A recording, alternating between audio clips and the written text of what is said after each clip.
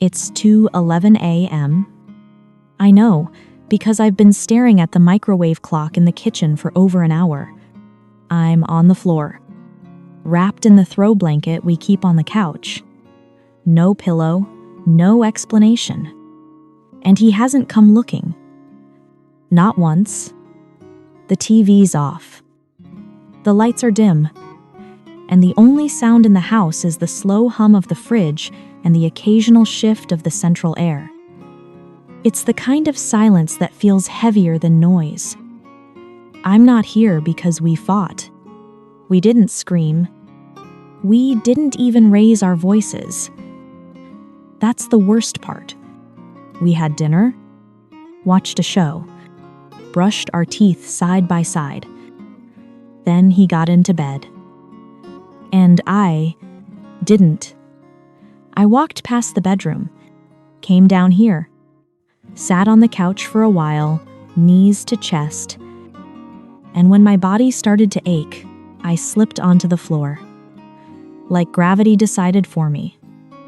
It wasn't dramatic. It wasn't planned. It just happened. Like most things in our marriage lately. At 1:07 a.m., I thought, he'll come down. At 1:30, I thought, he must have fallen asleep. He'll wake up soon. At 2, I stopped thinking anything at all. I'm not crying. That would require energy. What I feel is something else. Like standing in a room full of people and realizing no one's making eye contact. Except this room only has one person in it and he's upstairs, asleep, unaware that I've disappeared. This is the first time in 15 years of marriage I've slept somewhere else. Not because we were fighting, but because I needed space from the nothing. Nothing is more brutal than the absence of presence, than sleeping next to someone who hasn't truly looked at you in months. I don't know how long I'll stay down here. Maybe just tonight. Maybe this is the first night of something I haven't named yet. But one thing is clear. I stopped waiting for him. And that terrifies me more than anything. There wasn't a single moment where it all broke. No affair. No shouting match. No betrayal. Just erosion. One unnoticed moment at a time. In the beginning, we were so into each other. Landon made me feel like I was sunlight. He used to say it literally. You're sunshine in jeans, Dana. I swear. I laughed every time he said it. Because it was cheesy and warm and meant just for me. We'd fall asleep tangled in each other. Wake up before alarms just to talk in bed.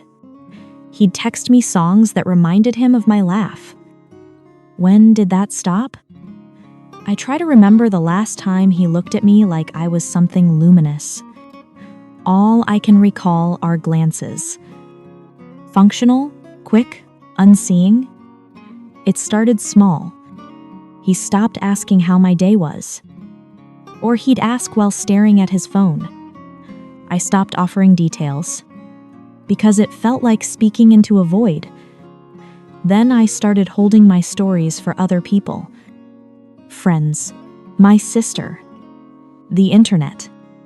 And that scared me, that I'd rather talk to a stranger on Reddit than to the man who used to write my name on fogged-up mirrors. Our conversations became checklists.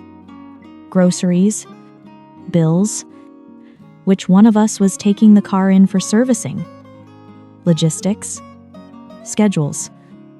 Not lives. But the moment I knew something was wrong wasn't a dramatic one. It was a Sunday. We were sitting at brunch with friends. Someone told a story about their kid drawing all over the walls with markers. Everyone laughed. And I turned to Landon to say something. Only he wasn't looking at me. He was smiling at his phone, texting. He missed the moment. The shared laugh, the small spark. And something inside me said, this is how marriages die. Not with betrayal, with absence. I confronted him once. A year ago. We were in bed, lights off, both staring at our own phones. I put mine down and said, "Do you ever feel like we're just roommates who sleep in the same bed?" He looked over at me, blinked. "What? No? Why?" I almost dropped it. Almost said, "Never mind," like I always did. But I didn't. I don't know. I just miss us. He turned to me, propped on one elbow. "I'm here, Dana." That was it. I'm here. As if physical presence was enough. We didn't talk about it again. Because I didn't bring it up. Because neither did he. We stopped hurting each other by accident.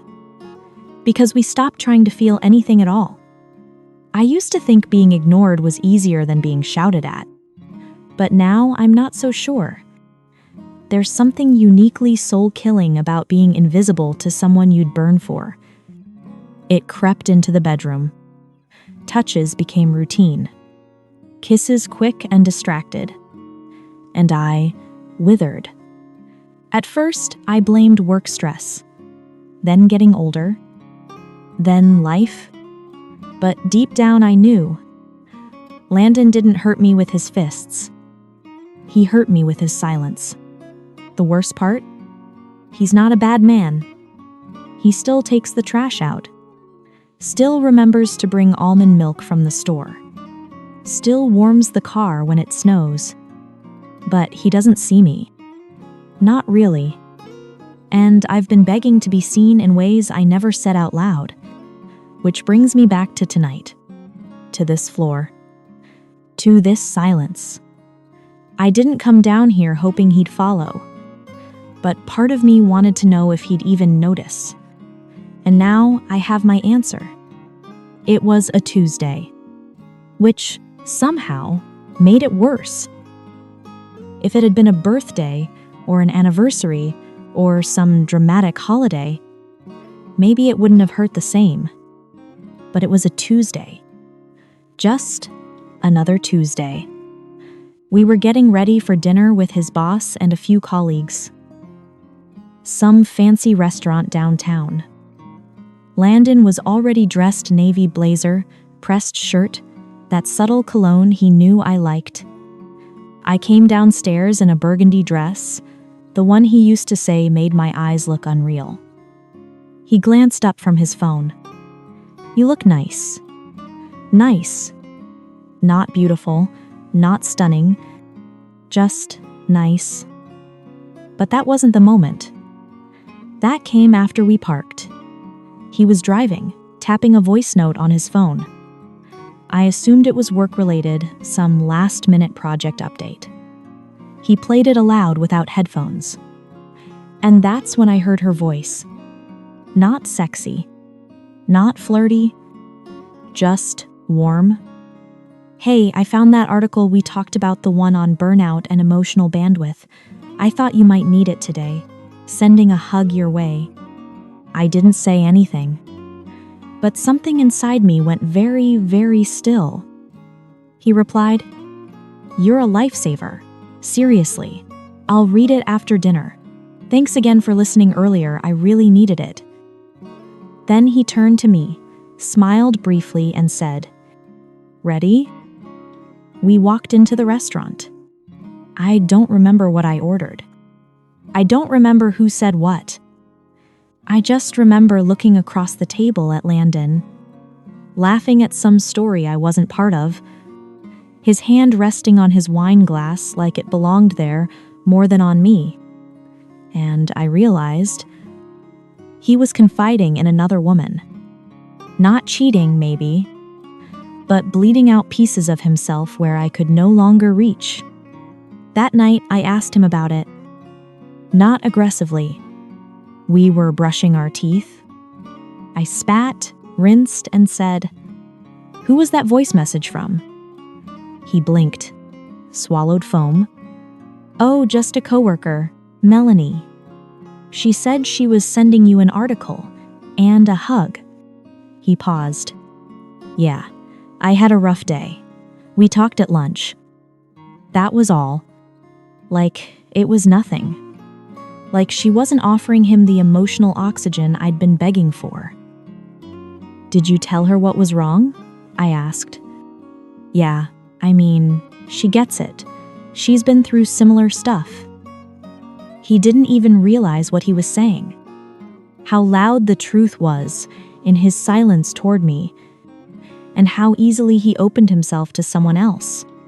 I nodded, said nothing more. We climbed into bed.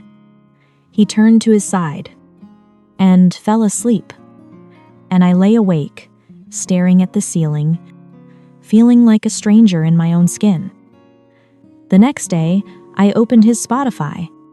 Melanie had made him a playlist for when the weight is too much. He had liked every song, even followed the playlist. I listened. Soft indie, lyrical, raw. The kind of music we used to discover together. Now, it was hers.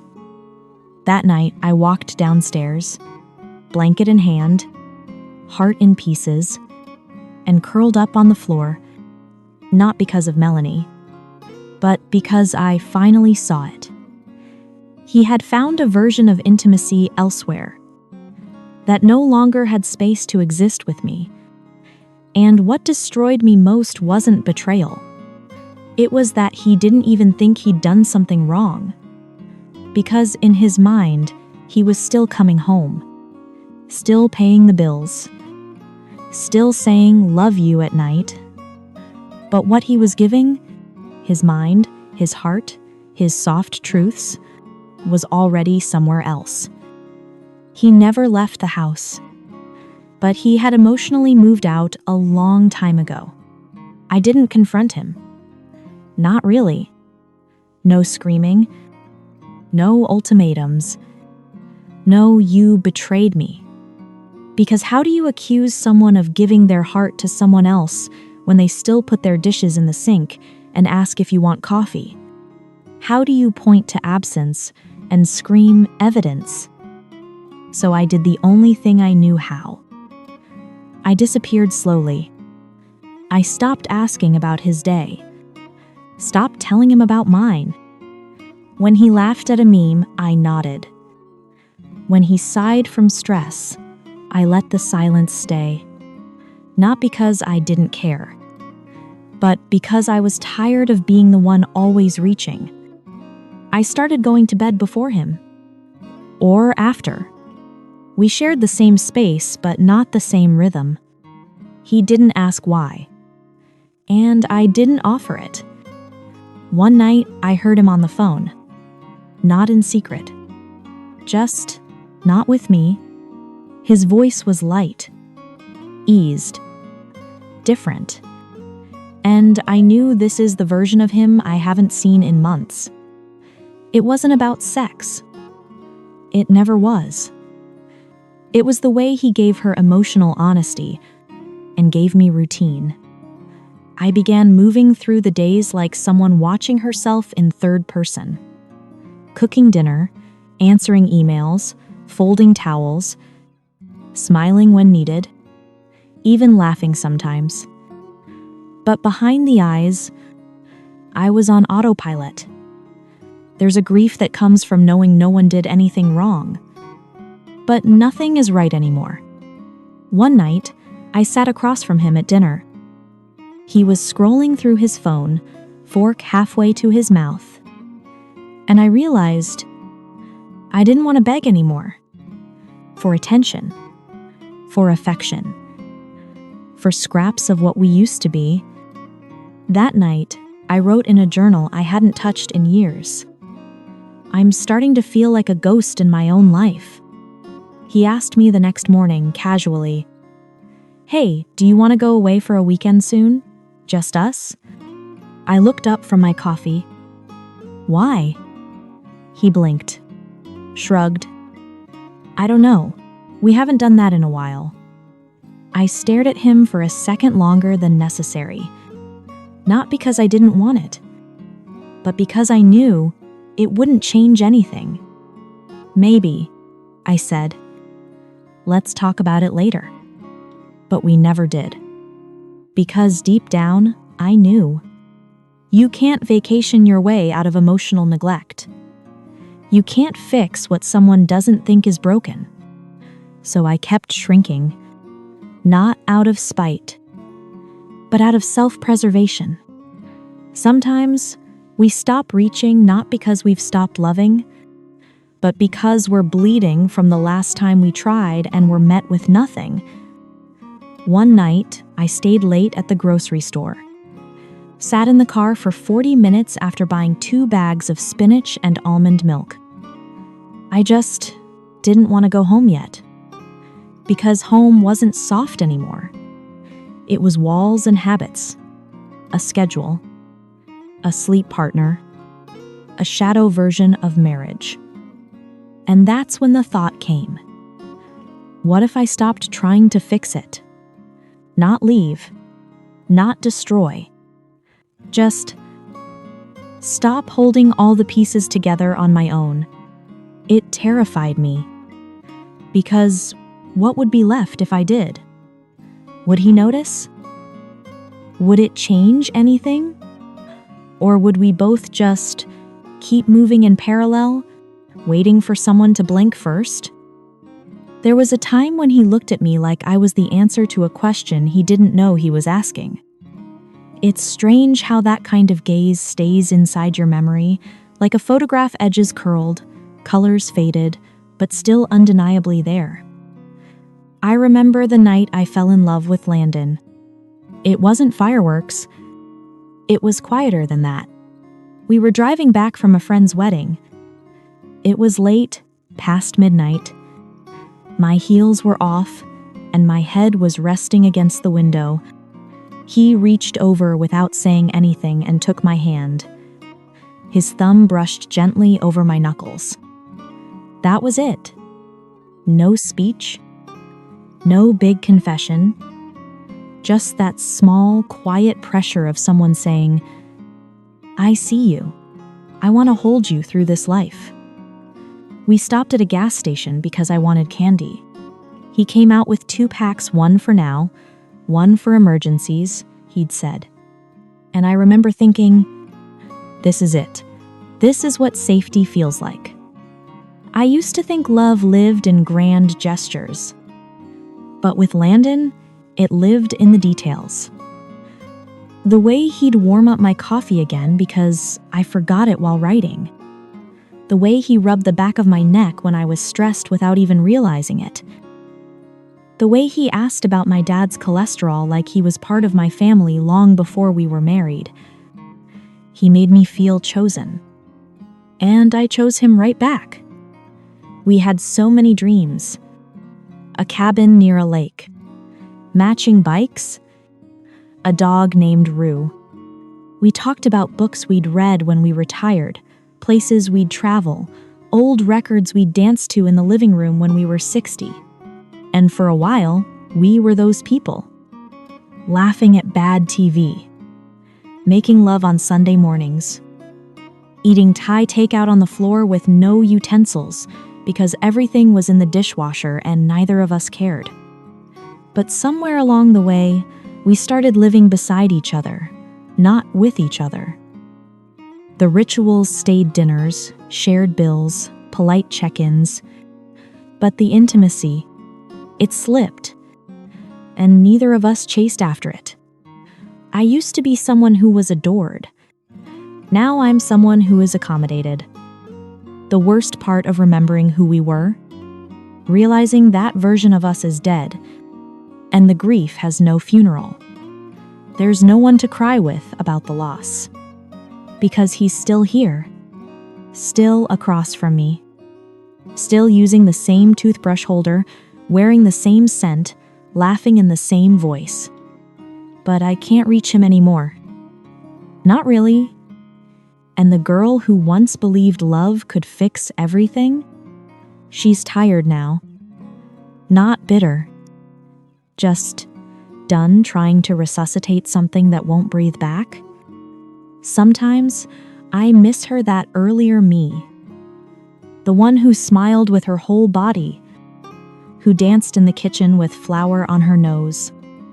But maybe I'm not meant to go back to her. Maybe I'm meant to become someone else now. Someone wiser. Someone quieter. Someone who knows that sometimes healing begins by telling the truth to yourself, even when no one else wants to hear it. So here I am, staring at memories like museum exhibits. Not to romanticize them, but to honor the fact that once it was real, and now it isn't. Love can be true and still not last. It can be everything and still not be enough. And that doesn't make it a lie. It makes it human. It wasn't some dramatic epiphany. There was no shouting in the rain, no suitcase slammed shut. It happened at Target. I was in the candle aisle, standing between Ocean Breeze and Vanilla Bean, wondering which one smelled more like pretending everything was fine. A woman next to me picked up a candle, sniffed it, and laughed quietly. She turned to me and said, "This one smells like my ex-husband. A little too sweet at first. Gave me headaches later." I blinked. Then we both burst out laughing. She looked maybe a few years older than me. Polished, calm. Like someone who had been through fire and came out carrying her own water. She noticed my ring. "Still in it?" I nodded. "Trying?" I said. She didn't offer sympathy. She offered truth. Trying is good, until it's just another word for staying lost. She left after that. Just walked away. But her words didn't. I went home that day and sat in the car for a long time. Windows rolled up. Engine off. And I whispered aloud, "Am I still trying? Or am I just afraid to let go?" The answer came, quiet and painful. I'm afraid. Afraid of the unknown. Afraid of starting over at 42. Afraid of sleeping alone, of holidays without him, of paperwork and division, and the word divorce echoing in my mother's voice. But also afraid that if I don't leave, this half-life will become my whole story. And I thought about the woman at Target. Her freedom wasn't loud. It was subtle. In her posture, in her eyes, she wasn't bitter. She wasn't broken. She had simply chosen herself. That night, I sat across from Landon at dinner. He was talking about something at work. I was nodding. But inside me, something had gone very still. And in that stillness, a clarity came. I'm already gone. I just haven't left yet. Later, I wrote in my journal, "There's nothing louder than being unheard. I miss being seen, but I miss seeing myself more." Maybe love isn't something you lose. Maybe it's something you outgrow. The next morning, I woke up early. Before the sun. Before him, I made coffee, sat by the window, watched the light spill slowly into the world. And for the first time in months, I felt like I could breathe inside my own skin. Sometimes, clarity doesn't come in thunder. It comes in a whisper, from a stranger in a candle aisle, or from your own tired heart finally saying, "This isn't love anymore." It was a Sunday, the kind of day where nothing is urgent, and that makes everything more clear. I waited until after breakfast. He was loading the dishwasher. I was standing by the sink, coffee cup in hand, heart beating like it knew the weight of what I was about to say. "Landon," I said quietly. He looked up. "Yeah?" I set the mug down. "Can we talk?" He hesitated, wiped his hands on a dish towel, nodded slowly. We sat at the table. The same table where we'd celebrated anniversaries, birthdays, and quiet Tuesdays. The same table where I had once believed everything in our life could be fixed with the right kind of effort. He waited. I breathed in and out. "I don't think I want to be married anymore," I said. Not cruel. Not loud. Just true. His eyes widened, then narrowed. "What? Dana, where is this coming from?" I looked at him. Really looked. The man who once kissed my palms and made me feel like magic. Now a man who couldn't remember the last time we'd laughed together. "It's not coming from today," I said. "It's coming from years of silence, from being lonely next to someone I love, from realizing I miss who I was when I felt seen." He swallowed hard. "Is this about Melanie? We're just friends. I swear to God, Dana." I held up a hand. "This isn't about her. Not entirely. It's about you. And me. And the space between us that neither of us filled." He was silent. For once, there was no excuse. No deflection. No, we've just been busy. Because he knew. He had known for a while. "I thought you were happy," he said, almost in a whisper. I smiled sadly. "No, Landon. I was just functioning." "That's not the same thing." He leaned forward, elbows on the table, eyes pleading.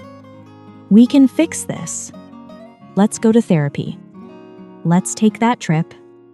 "It's too late for a trip," I interrupted gently. "You didn't see me when I was breaking. You only see me now because I finally stopped pretending I wasn't." His face fell, and I hated how much I still wanted to wipe away that look. But I didn't, because I had spent too long tending to his comfort while mine bled out. "I'm not angry," I said. "I'm just done." Silence stretched between us. The kind that doesn't demand to be filled, only witnessed. "Do you still love me?" he asked. I paused. "I love the version of us we used to be. But I won't keep punishing myself waiting for that version to come back." "So that's it?" I nodded. "Yeah, I think it is." He looked down at his hands. And for the first time in years, I felt like I was finally holding mine. The morning after I left, I woke up to silence. Not the heavy, cold kind I'd grown used to, but a soft one, like a page being turned without tearing. I was at my sister's house, guest bedroom. Still smelled like lavender and dust. No ring on my finger. No guilt on my chest. For the first time in years, I didn't wake up bracing. Not bracing for the distance. Not scanning his mood. Not calculating how much of myself to give and how much to hide to keep the peace. Just me. Breathing.